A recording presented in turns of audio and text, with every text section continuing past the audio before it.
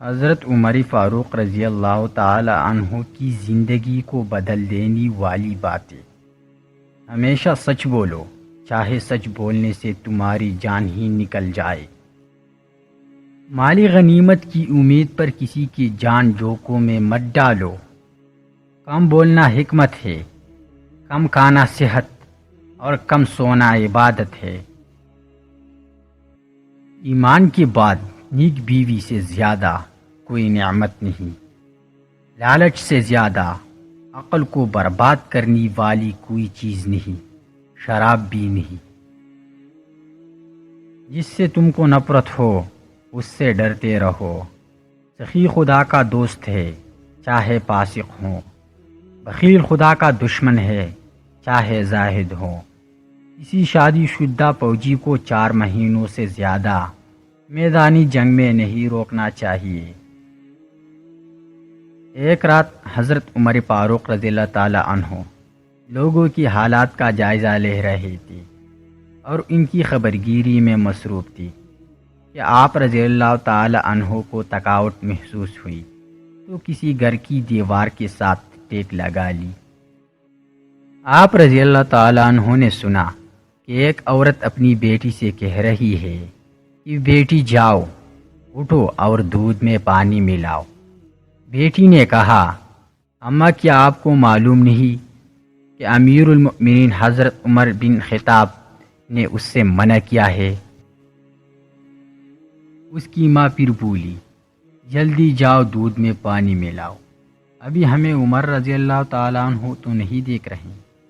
لڑکی نے جواب دیا، اماں عمر رضی اللہ تعالیٰ عنہ تو نہیں دیکھ رہے، مگر عمر رضی اللہ تعالیٰ عنہ کا رب تو دیکھ رہا ہے۔ حضرت عمر رضی اللہ تعالیٰ عنہ کو اس نیک لڑکی کی بات بہت پسند آئی۔ اپنی غلام کو جو اس وقت ان کی ہمراہ تھا فرمایا، اس دروازے کی شناخت رکھنا اور یہ جگہ بھی یاد رکھنا۔ پھر وہ دونوں آگے چل دی۔ جب صبح ہوئی تو حضرت عمر رضی اللہ تعالیٰ عنہ نے غلام سے فرمایا، جاؤ دیکھو وہ لڑکی کون ہے۔ اور اس نے کس عورت کو جواب دیا، اور کیا ان کے ہاں کوئی مرد ہے؟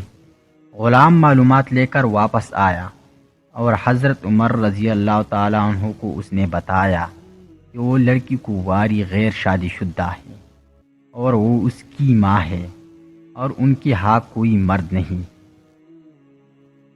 حضرت عمر رضی اللہ تعالیٰ عنہ نے اپنے بچوں کو بلایا اور ان کی حقیقت حال سے آگاہ کیا اور پھر فرمایا، تم میں سے کون اس لڑکی سے شادی کرنا چاہے گا؟ حضرت عبداللہ رضی اللہ تعالیٰ عنہ نے کہا، میری تو بیوی ہے۔ حضرت عبد الرحمن رضی اللہ تعالیٰ عنہ نے کہا، میری بھی بیوی ہے۔ حضرت عاصم رضی اللہ تعالیٰ عنہ نے کہا کہ ابا جان میری بیوی نہیں ہے، آپ میری شادی کر دے۔ چنانچہ حضرت عمر رضی اللہ تعالیٰ عنہ نے اس لڑکی کو پیغام نکاح بھیجا۔ بیٹے عاصم رضی اللہ تعالیٰ عنہ سے اس کی شادی کر دی۔